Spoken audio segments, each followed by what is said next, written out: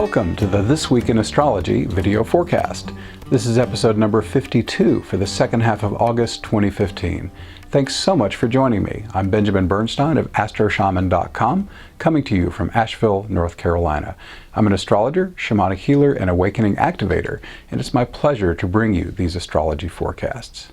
What's new as we come into this forecast period? Well, sacred sexuality is one of the juicier themes brought forward by 4 cuddle-puddling grand trines. Other aspects also reinforce this sultry tantric theme. Also hot during the second half of August, a mystical Pisces full moon, possible testing of committed partnerships as Chiron and Uranus aspect Juno, and hard aspects to Mars from 3 slower planets.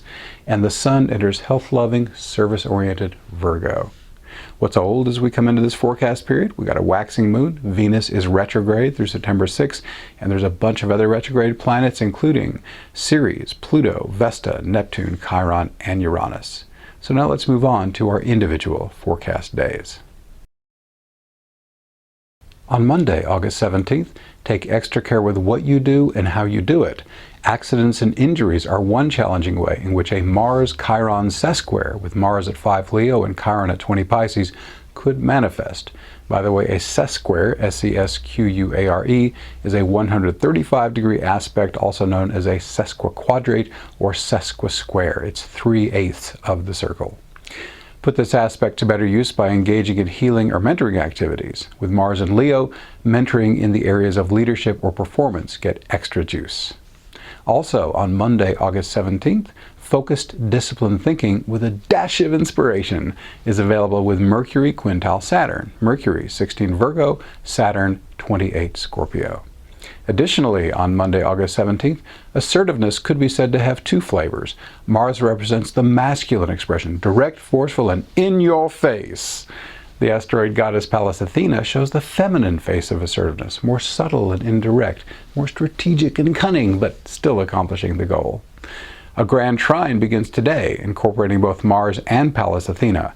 They could be thought of as turning their attention toward the grand trine's 3rd member, Vesta, another asteroid goddess. Vesta primarily represents service to a higher cause and can also carry the meaning of sacred sexuality. A grand trine is an equilateral triangle representing smooth, easy connection. So this aspect pattern gives you plenty of energy to apply to the worthy causes you support or to bring divine consciousness into your love play. It begins today, peaks on August 29th, and ends on September 17th. On Tuesday, August 18th, whether you're male or female, you can more easily embrace your authentic feminine nature with the help of a Venus-Pallas Athena-Uranus grand trine. Venus represents the softer, more receptive side of femininity. Pallas Athena embodies its more assertive face, characterized by such fictional characters as the Avengers Black Widow and Star Wars Princess Leia. And Uranus invites you to let your freak flag fly, embodying whatever flavor of feminine energy feels truest for you. This aspect pattern isn't just for the ladies either. We men can benefit greatly from getting in touch with our more subtle natures. This Venus-Pallas Athena-Uranus grand trine begins today, August 18, has a double peak, August 27th and September 22nd, and ends on October 5th. Wednesday, August 19th, retrograde Venus aspects 2 slow planets today. First up, we have Venus trine Uranus, Venus 20 Leo, Uranus 20 Pisces. This smoothly supports unconventional approaches to love, creativity, and finance. With Venus in Leo, this can be a fertile time for creative ideas. 7 minutes later, 12:50 p.m. U.S. Eastern Time to be exact, Venus makes a quincunx to Chiron, Venus 20 Leo, Chiron 20 Pisces. Emotional wounding is a common effect of Venus-Chiron hard connections like this. If one happens to you, you may find my free healing invocation to be a quick and effective way to clear this challenging energy from your field. If you want to check it out, look at the graphic here on the screen. You'll find that on my website, astroshaman.com. If you're on a computer, it'll be in the upper right corner at the top of the sidebar. If you're on a phone or a tablet, you'll need to scroll down a bit to find that purple banner. Anyhow, you click it, and it'll take you to a page with a few blog posts. The last one with the screaming man is the one that talks about the healing invocation. Simple words you can say, and miraculously, a lot of stuff can just fall right away. It's really wonderful. Anyhow, back to the forecast. More pleasant possibilities that can arise from this Venus-Chiron quincunx include positive changes catalyzed by mentoring and creativity coaching. Also, on Wednesday, August 19th, a third grand trine begins today, incorporating Venus, Pallas, Athena, and Vesta. All three members are also members of the two grand trines already underway. Because this grand trine's members are already accounted for, so to speak, it includes no new archetypal meanings that aren't already present in the grand trines that started on August 17th and 18th. But the theme that gets particular emphasis in this grand trine is sacred sexuality. Vesta, who embodies this meaning, is in the sexually excitable sign of Aries, and Venus is conjunct Mars, who carries the same carnal energy as Aries. In addition, all three planets are in fire signs, the element most associated with sexuality. In a nutshell, sacred sex can be thought of as making love with your energetic and physical bodies. With both partners aware of and consciously blending their subtle forms, ecstasy and bliss can rise to an intensity unimaginable by those who have only experienced sex with their five physical senses. This Venus, Pallas, Athena, Vesta grand trine starts today, August 19th, peaks on September 7th, and ends on September 17th. On Thursday, August 20th, today, Mercury aspects the same planets Venus connected with yesterday, Chiron and Uranus. The first pairing is a Mercury-Chiron opposition. Mercury, 20 Virgo, Chiron, 20 Pisces. An excellent energy under which to examine your childhood wounds and shadow material. Mentoring is also given strong support by this aspect. A Mercury-Uranus quincunx, Mercury, 20 Virgo, Uranus, 20 Aries, can stimulate your mind with unexpected intuitive flashes. Making a conscious effort to think outside of your usual patterns can bring wonderful new insights. On Friday, August 21st, it's time to get serious as the Sun squares Saturn. Sun, 29 Leo, and Saturn, 29 Scorpio. If you're experiencing depression or limitation, try focusing on some of Saturn's life-affirming aspects. These include responsibility, maturity, discipline, and time management. With the Sun in Leo, any structural weaknesses in your approach to creativity or leadership may show themselves now. Saturday, August 22nd, deluded or fanatical action can be stimulated by a Mars-Neptune quincunx. Mars, 9 Leo, Neptune, 9 Pisces. Even if you feel excited and certain about something, think twice before you start proselytizing. On the high side, this aspect can support sacred sexuality and inspired creativity. Also on Saturday, August 22nd, be alert for any challenges in committed partnership, romantic, platonic, or otherwise, as Chiron opposes Juno. Chiron, 20 Pisces, Juno, 20 Virgo. This opposition is exact today, August 22nd, and will be felt through September 9th. The likelihood that something will get triggered is significantly increased because there's also a Uranus-Juno quincunx today, Uranus 20 Aries, Juno 20 Virgo. This electrifying aspect is much shorter-lived, only lasting through August 28th. Even in the unlikely event that nothing gets triggered on its own, this is a great energy for proactively healing any unresolved issues in these critical relationships. Do you need to make some paradigm shifts to put the relationship on firmer ground? Even if your partnership is stress-free, can you brainstorm ways to make it even more wonderful by taking it to the next level? On Sunday, August 23rd, the Sun enters Virgo at 6:37 a.m. U.S. Eastern Time. This radiates the energy of service, health, and attention to detail. How can you be helpful to others in a way that lights you up? What life-affirming changes can you make in diet, exercise habits, and work-life balance? And in what areas of your life would you benefit from organizing, editing, and refining? There's no significant events on Monday, August 24th or Tuesday, August 25th. On Wednesday, August 26th, organized, focused thinking, health-promoting activities, and service to others receive smooth, steady support from a Mercury-Saturn sextile. Mercury, 29 Virgo, Saturn, 29 Scorpio. Also, on Wednesday, August 26th, a Sun-Jupiter conjunction, both planets around 3 Virgo, is always a cause for celebration, thanks to Jupiter's expansive exuberance. With both planets in Virgo, plenty of energy is available for health, service to others, and organization.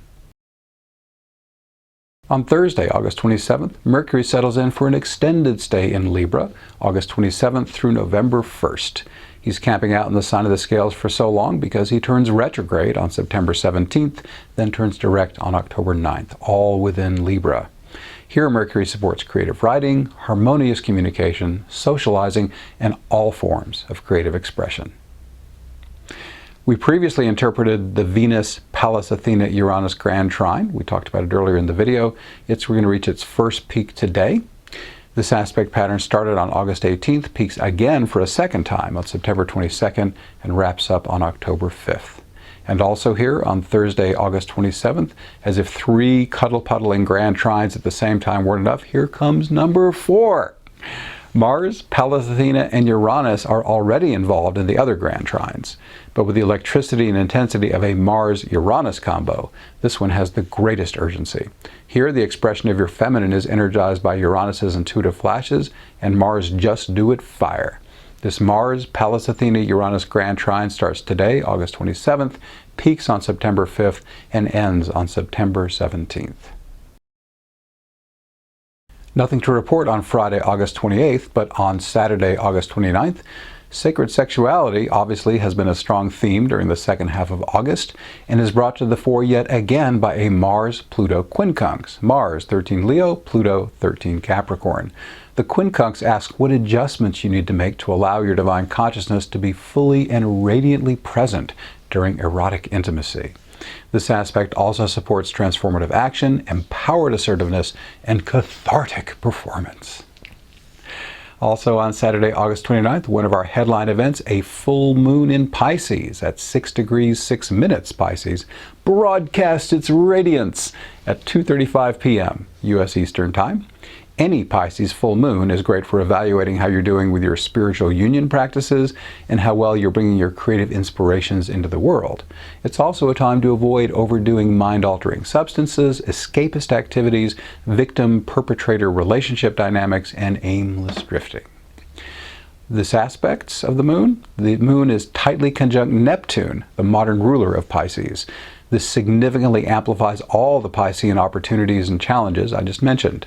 An opposition from Jupiter adds still more fuel to the fire, since Jupiter's primary effect is to amplify whatever energy it encounters. If you've been hanging out on the low side of Pisces a little bit more, the opportunity to paradigm shift your behavior to the high side is available with Uranus semi-square of the moon. That's 45 degrees. Uranus operates like a lightning strike and can bring change faster than you could have imagined. The full moon Sabian symbol is illuminated by a shaft of light. A large cross lies on rocks surrounded by sea and mist. Ooh, how evocative that is. I can easily see this as a symbol of embodied divine consciousness. The shaft of light represents divine energy, while the cross represents the unconditional love of Christ consciousness. The cross is on rocks, fallen perhaps, but still solidly on the earth, while its prone position indicates receptivity. The shaft of divine light is cutting through the confusion and lack of direction suggested by the sea and especially by the mist. Because surrender has taken place on the physical level, the cross is lying passively on the rocks. The divine energy can embody the physical form. I highly recommend surrendering to the divine. It has improved my life more than I could ever have imagined. My simple, free invocations have helped many people awaken to and embody their divine essence, often in a matter of minutes. I've already told you how to get there, and I've got the banner here on the screen again to remind you to go to astroshaman.com, click that purple banner, and at this point I just rejiggered the post. It's now the very first one that you'll want to read first with the blue angel to learn how to do this. Also on Saturday, August 29th, the Mars-Pallas Athena-Vesta Grand Trine that began on August 17th peaks today and ends on September 17th. On Sunday, August 30th, nothing to report, so we'll move right along to Monday, August 31st. What is the potential downside of a Sun-Neptune opposition? Substance abuse, excessive escapism, perpetrator-victim relationship dynamics, and aimless drifting, as I mentioned a moment ago during the full moon. But what's its high side? Blissful divine union and inspired creativity. With the Sun in Virgo, take your higher consciousness and creative gifts, polish them, and use them for the benefit of others. What's coming up on our next show, I'll tell you in just a moment. I do have a couple of quick announcements first. Information on everything that follows is in the What's New section of the homepage of astroshaman.com. I astrologized Donald Trump on my current podcast. That's episode number 404 for August 16, 2015. I spent about 20 minutes looking at his natal chart, how it supports his really aggressive manner and his wealth, and also look at his harmonic charts, which support it further. I look at the transits, which explain why he's getting such a high profile right now. In addition, I'm going to lead a shamanic awakening ceremony at the second annual Loveolution gathering. Loveolution is a combination of love and evolution. It's going to be held in the Blue Ridge Mountains near Asheville, North Carolina, billed as a reunion of the Heart Tribe. The event is September 4th through September 7th. I'm going to be presenting on Saturday afternoon, doing my shamanic awakening presentation. Discounted early bird tickets are available through August 21st, and they're going to create a beautiful, very new agey experience. They're going to sing, laugh, feast, dance, trance, cry, breathe, swim, stretch, frolic, and love. There will be over 30 heart and mind opening workshops and ceremonies, as well as sacred songs and music. So check it out if that sounds fun to you. Now I can get to what's coming up on the next show. We're going to have a solar eclipse in Virgo. That's a new moon on steroids. Venus will be turning direct and conjoining Mars. Jupiter and Uranus make a hard aspect.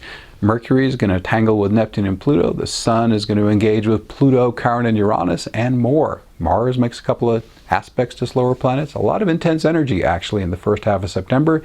And as always, I'll be here telling you how to spin gold from it.